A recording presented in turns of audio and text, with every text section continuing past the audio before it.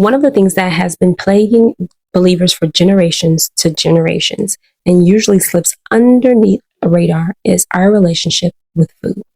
Yes, with food. So it's a hard thing because sometimes when there are elements in our life that are out of our control, we feel like things are out of our hands. Food brings us comfort. So if we have the ability to control what we put in our mouth, it gives us a level of comfort. Yeah. I know this for a fact because I've done it, and I know many people have. But just because it is something that is popular, just because it's something that is known, and doesn't mean it's right, right? So as believers, we are called to offer our bodies as a living sacrifice, right? I appeal to you, therefore, brothers, by the mercies of God, to present your bodies as a living sacrifice, holy and acceptable to God, which is your spiritual worship.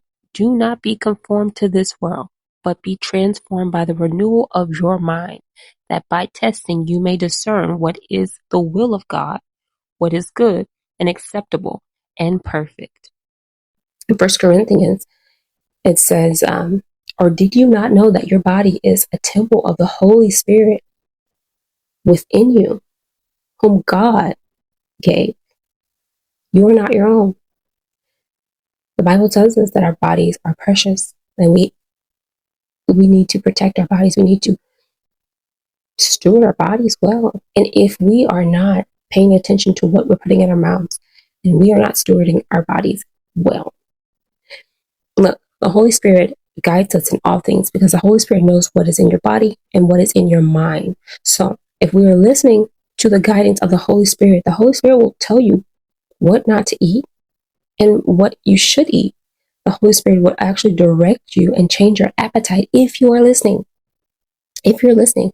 But if you're not listening and you're overriding the Holy Spirit, you're actually operating in disobedience. Yes. Because if the Holy Spirit, like if I'm eating a bag of chips, I'm tearing these bag of chips up. I'm telling you they're good. I'm indulging and I'm like, man, these chips is fire, right? I'm tearing these chips up and I know I'm eating too many of them. And the Holy Spirit's telling me, okay, that's probably enough. Probably want to close it up. Chill, eat some later. And I'm like, it's not going to hurt me. I don't eat them all the time, but I'm about to go in right now, right? So I have overridden the Holy Spirit direction and guidance in that moment and became disobedient. And it wasn't wise, but it felt good, right? So our flesh is battling with us and the Holy Spirit when we are deciding what we should and should not eat, because our flesh always cravings, yes, something that we might not need to eat, or we might need to eat in moderation, right? So it's very important that we listen to the Holy Spirit guiding us. And the Holy Spirit will help you in all things, even when it comes to health, as far as being sick. Like, I'm going to give you an example. One time, my ear was hurting and it felt like I was getting like an ear infection. And it was just before bed. And I'm like, I'm like moving around. I'm like, Lord, I pray I'm not getting an ear infection. Lord, this is like, I can't deal with this right now. And the Holy Spirit tells me to get a clove of garlic, wrap it up in a cloth and stick it in my ear. So I did it and I went to sleep with it in my ear. When I woke up, no pain whatsoever. No pain. Didn't worry about it. Never got the infection. Pain never came back. And so I was curious and I went to go look it up to see if this was like a known thing. Like people knew this, right? I looked it up and it is actually a holistic remedy for ear aches and things like that. So it was very interesting that the Holy Spirit taught me something and instructed me to do something that I had no prior knowledge of. But I listened, and that's why that happened. But a lot of times we don't listen to the Holy Spirit. We're like, okay, just one time, just a little bit more. And we dig ourselves in bigger food addictions and things like that.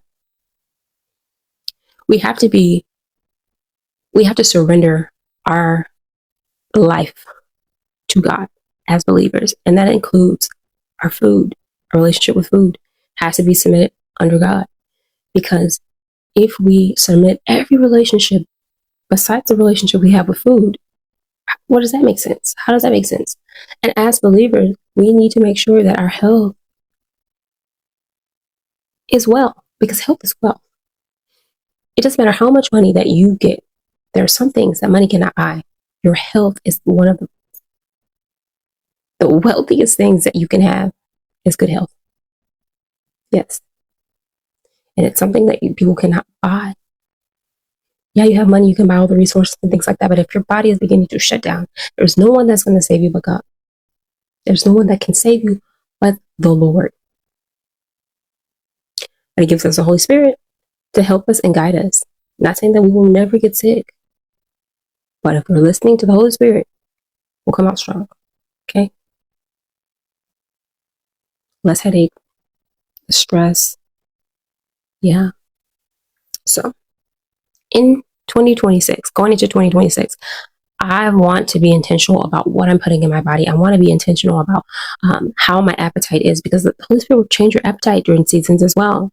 Maybe one season you're eating this and that, and the Holy Spirit's like, I don't want you eating this anymore. Eat this and this and that.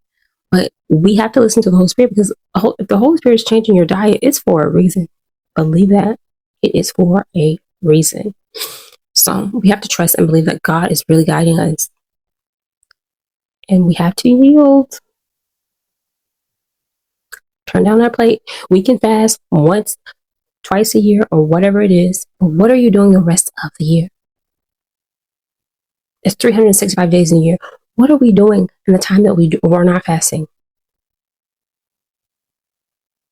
We need to be listening to the Holy Spirit for guidance. Yeah. Take care of our bodies. Take care of our minds. It's something that we need to do, especially in 2026. Let's make this a priority. Our health is priority, okay? Mental health, physical health, top priority. Because when our mind and our body are healthy, it's great. All right. So if this blessed you, I know it was a hard word. It was hard for me. Okay. There's no one that this word that cannot relate to. So do not let people fool you.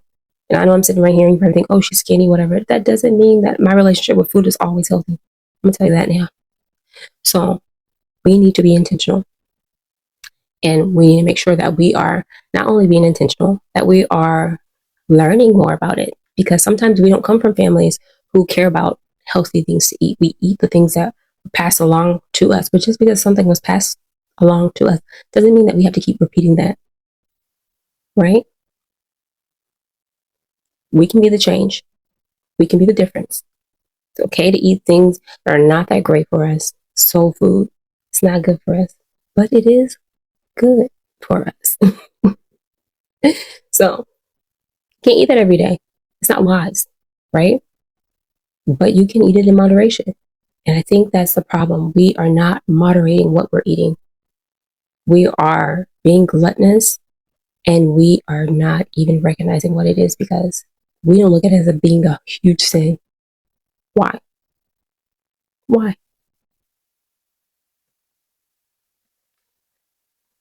Why? But anyways, have a pretty